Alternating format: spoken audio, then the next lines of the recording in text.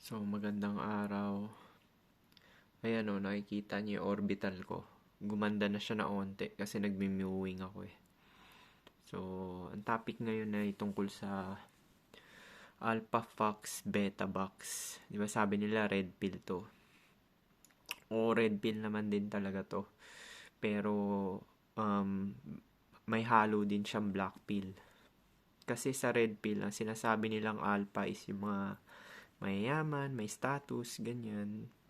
Pero ang totoong alpha ay yung best genetic.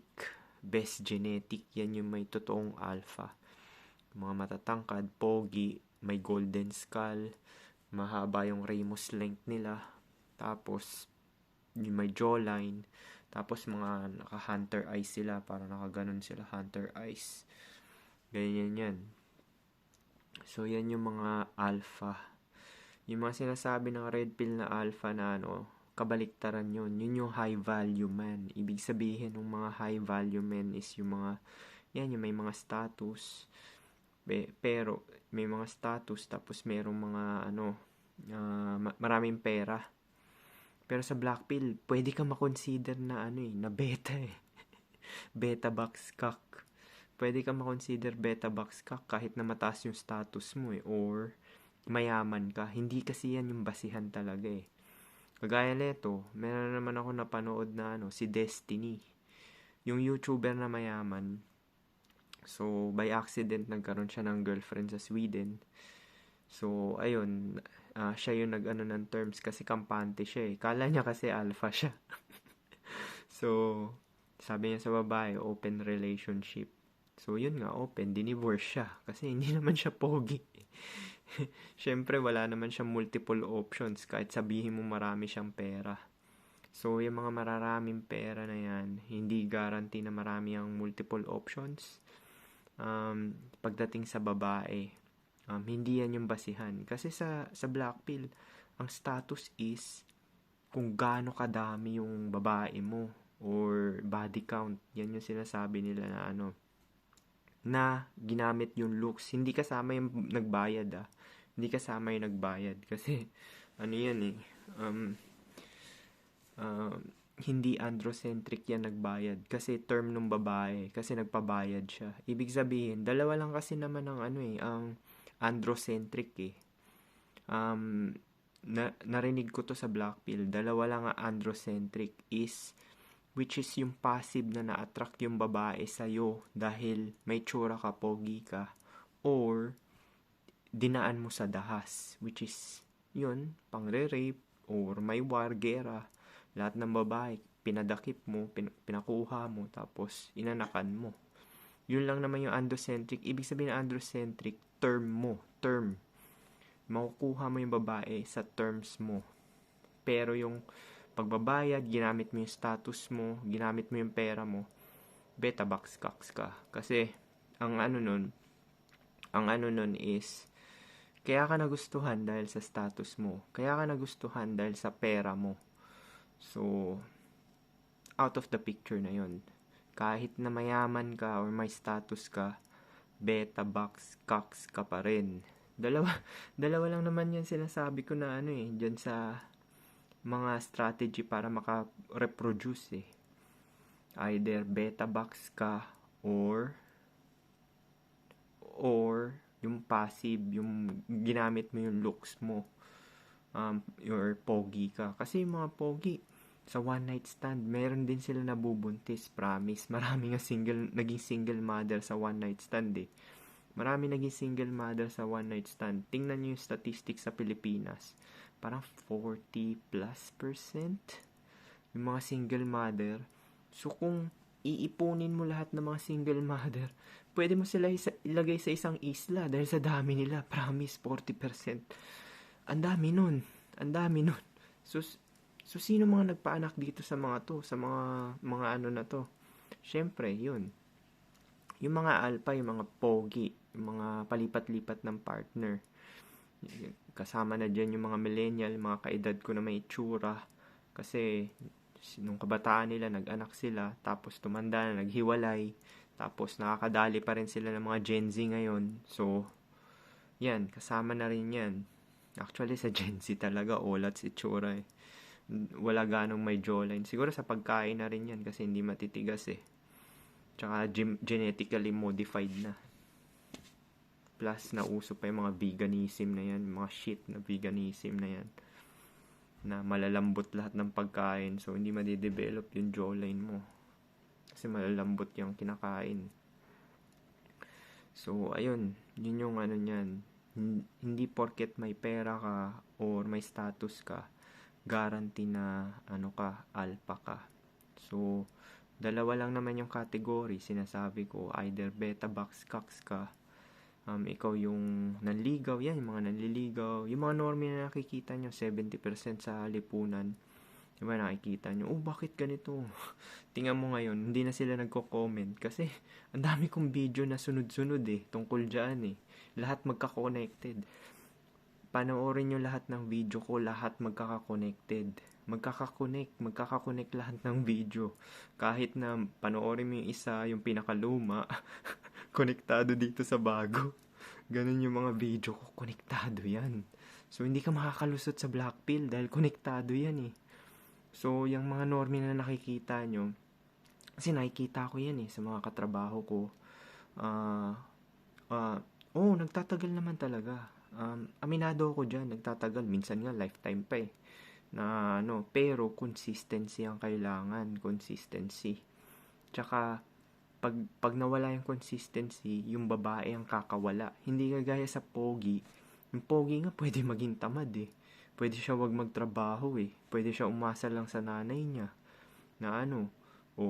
Tapos, nakakaano pa rin siya, nakakakuha pa rin siya ng mga may SEX niya. May SEX niya.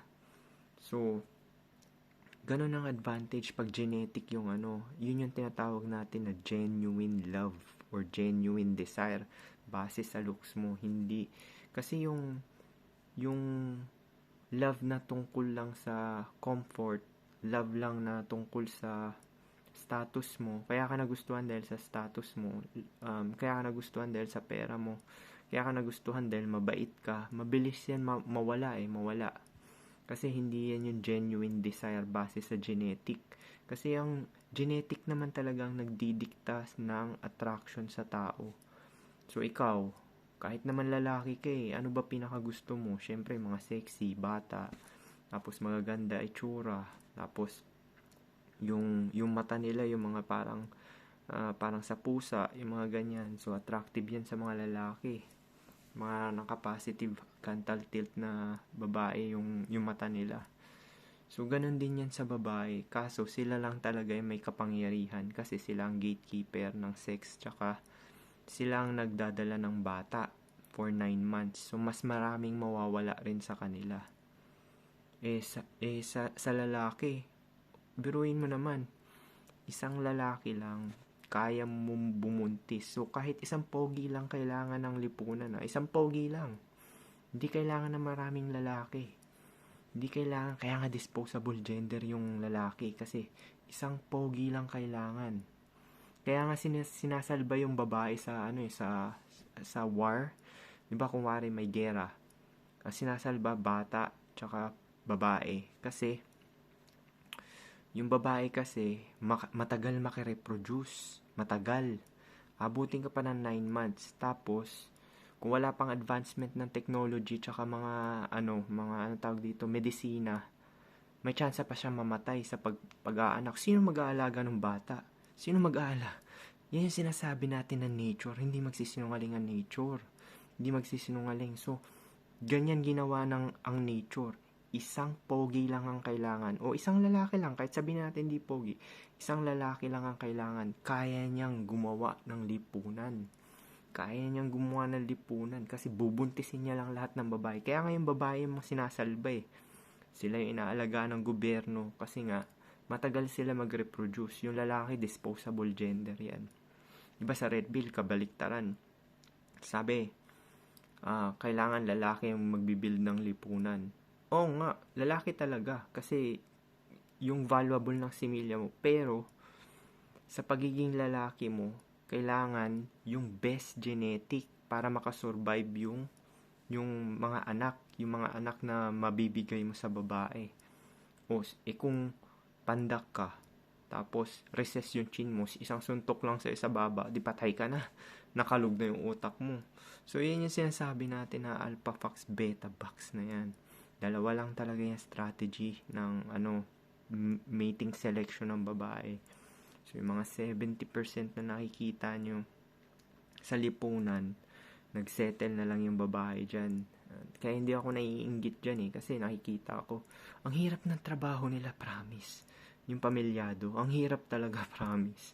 Hindi ko naman sinasabi na manggago kayo ng tao, pero alam ko yung sitwasyon ng mga normie. Meron sila naging girlfriend na first girlfriend, first boyfriend, pero malamang sa buong buhay nila, yun lang yung nagkagusto sa kanila. So, both sila dalawang walang choice.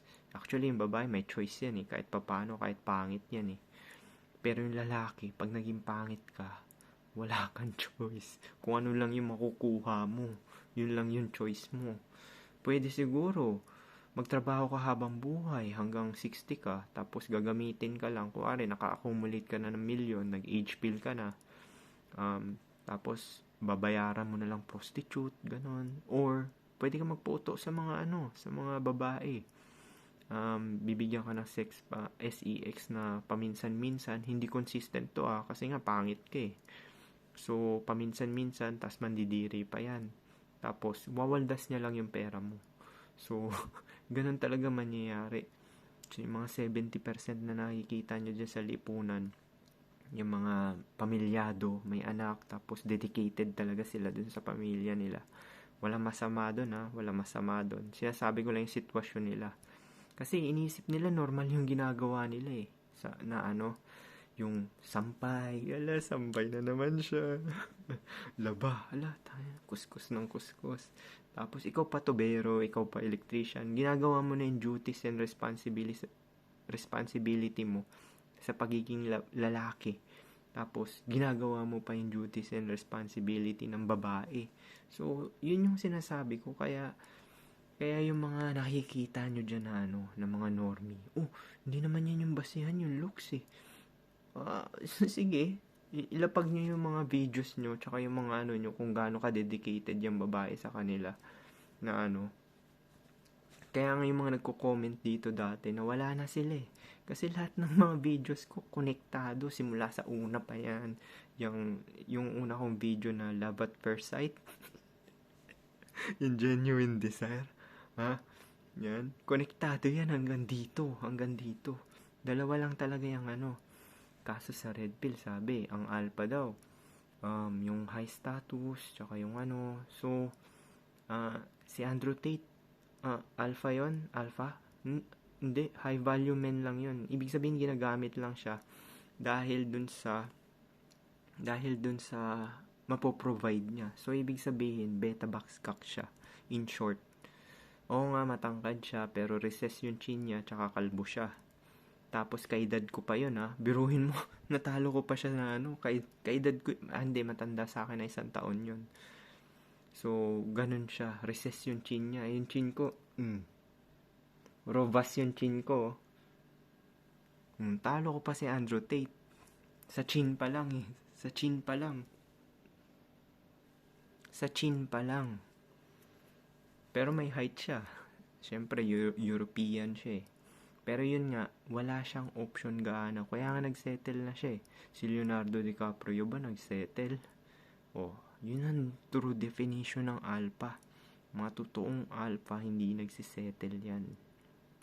Oo, makikita mo silang nagpapakasal dahil natali na sila simula nung bata sila kasi hindi pa nila alam yung value nila. Meron mga ganong chad hindi nila alam yung value nila Kasi yung una nila naging girlfriend, nabuntis nila agad. So, meron iba naman na chad na mababait. Pero, yun nga, hanggat maaari, yung mga ibang talaga na alam nila yung value nila, which is yung itsura nila. Palipat-lipat yan. Tiyan mo si Vic Soto. Biruin mo naman. Nagsettle na lang kung kailan 60. Si Richard Gomez nagpatali Hindi siya nag-jump. Although, okay naman yung genetic ni Richard Gomez pala. Pero, Tapos sino pa ba? Yun, si Leonardo DiCaprio. Di ba nga, sa Bugoy na Koy-Koy siya lagi ginagamit. Pero, may hindi sila sinabi doon sa Bugoy na Koy-Koy. Pogi si Leonardo DiCaprio. Kaya niyang gawin yun hanggang 60. Ito magugulat ka sa mga conspiracy. Kahit walang girlfriend si Leonardo, actually front niya lang yung girlfriend eh. Kahit wala siyang girlfriend, may consistent sex siya. Binibigyan siya ng agent niya ng 25 below. Ibig sabihin, ngayon di ba wala siyang girlfriend? Binibigyan siya ng ka-one night stand ng agent niya. Oh, willing. Sino ba namang willing na ganun magpapatira dahil lang sa Syempre, pogi siya eh. Si Andrew Tate, gagamitin pa niya yung mga salita-salita. Actually, kung chad ka, kahit di ka magsalita, gaano. Hindi mo kailangan ng personality. Yung personality, hindi kailangan yan. Kaya nga walang game sa looks eh. Kung pogi ka, yun ang game. Yun ang game, yung itsura mo. Oo, may factor yung mga personality na yan in the long term. Kung yung priority ng babae is mag-settle down, may priority yan. Tsaka yung pera. Pero kung yung mga kilig-kilig, ganyan, yung mga 25 below, which is karamihan ng prime na babae, mas more into genetics sila. Kaya nga, ito yung ginawa ng lipunan, di ba? May K25. Isa pa to, double whammy to eh. Kasi, yung K-12 na yan, di ba sinakop nila yung reproductive age ng babae. So, at the same time, kumikita rin sila na malaki. So, ngayon, nauuso na yung exercise. So, hanggang 35, medyo nade-delay nila yung pagpangit ng katawan nila. So, kahit mga 30 ngayon na babae, parang dinidelay nila yung ganun. Pero kahit anong baliktad rin mo, genetic is genetic pa rin, talo pa rin sila. Pero yun nga, yung mga babae, mas pipiliin na nila yung mga may itsura. Sa ngayon sa social media age, na kasi ang pruweba pa lang nito yung mga single mother, di ba? Dami, biruin mo. Lalo na sa Pilipinas. Na rin to ng mga foreigner eh. Na-realize na rin to ng foreigner. Kasi mga foreigner, pupunta sa Pilipinas, kala nila may chance sila. Ang daming single mother. So, nakukuha nila matataba, mga maliliit, pangit, tapos mga single mother. So, wala na rin silang choice gaano. So, kasalanan talaga maging pangit universally. Kahit saan bansa ka pa, wala kang ligtas sa black pill. Konektado yan lahat eh. Kaya yan yung sinasabi ko sa inyo. Dalawa lang yan. Either beta box ka, yung mga normie nakikita nyo, yan, yung mga taga-silbi, silbidor. Yan yung mga hatid sundo, ganyan. Tapos consistent na nag-date. Yung mga ganon. Kasi yung mga yung mga totoong alpha talaga na pogi, actually, ginagawa lang nila, ini-SAX lang nila yung mga partner nila eh. Tapos yun lang, wala na silang, hindi sila hands-on sa mga sa mga duties and responsibilities sa mga bata. Which is sa nanay naman talaga yan. Ngayon, makikita mo sa lipunan natin.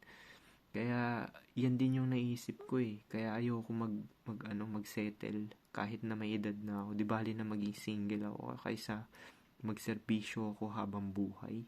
Kasi yan yung nakikita ko eh. Hatid sundo. Tapos, ikaw yung mag-grocery. Mga ganon. Pero, kaya ko naman din na wag gawin yun. Kasi may pera naman din ako eh. Tsaka mga resources na matatanggap ko sa parents ko. Pero, yun nga, wala akong balak talaga mag-anak. Ayoko mag-anak kasi hindi siya favorable. Uubusin lang yung oras mo. Siguro, pwede ako mag-anak, hit and run, tapos pera na lang gagamitin. So, yun lang talaga yung alpha, fox, beta box. Hindi guarantee na kahit na mayaman ka, or may status ka. Yan, si sila King Badger, mga mayayabang yan, di ba? Yung mga sa X-Battalion. Feeling nila ang popogi nila. Hindi nila alam, ginagamit lang sila ng hindi nila alam, ginagamit lang sila ng mga syota nila. Di ba si Flo G, meron siyang girlfriend na si Pastillas Girl. Yung Pastillas Girl na yun, taga FEU yun eh. Tapos parang may issue yun eh, na nabuntis na dati pa. Hindi ko sure yun na disclaimer lang to, pero yun nga yung issue nung babae na yun. So, biruin mo yung makukuha mo. Malamang pag brinake siya ni Pastillas, may hirapan na si Flo G. Recess yung chin nun eh. Nakaganon, di ba yung mga recess chin? Kagaya na ito sa video, kitang-kita nyo na yung chin ko kagad. Pag sa mga video ng mga may recess chin na kaganon, hindi mo makikita gaano yung chin nila. Kasi hindi forward projected yung mukha nila. Yan, si Flo G. Recess chin yan eh. So, yun lang yung perspective ng Alpha Fox and Beta Fox sa Black Pill. Hindi yan about sa pera, sa profession mo, or sa status mo. Kasi yung bum pwede, bum na pogi, pwede makatira na marami yan eh. Dahil lang sa itsura niya eh. O yung pangalang itsura ni Kalooks ni Jericho Rosales, di ba? Yung construction worker, di ba? Meron na siya mga deals dahil lang na-discover siya sa MOA. Na-discover siya sa MOA, nakahawig siya ni Jericho Rosales, tas may nagpa-picture lang. Although one time big shot yon, at least positive yun dahil sa itsura niya. Less effort, di ba? Pero mo, naglalakad ka lang, na-discover ka. Ganon din nangyari kay John Lloyd eh. Pero si John Lloyd, hindi maganda genetic nun. Mataba siya eh. Tsaka napanot eh. So, paano yun lang?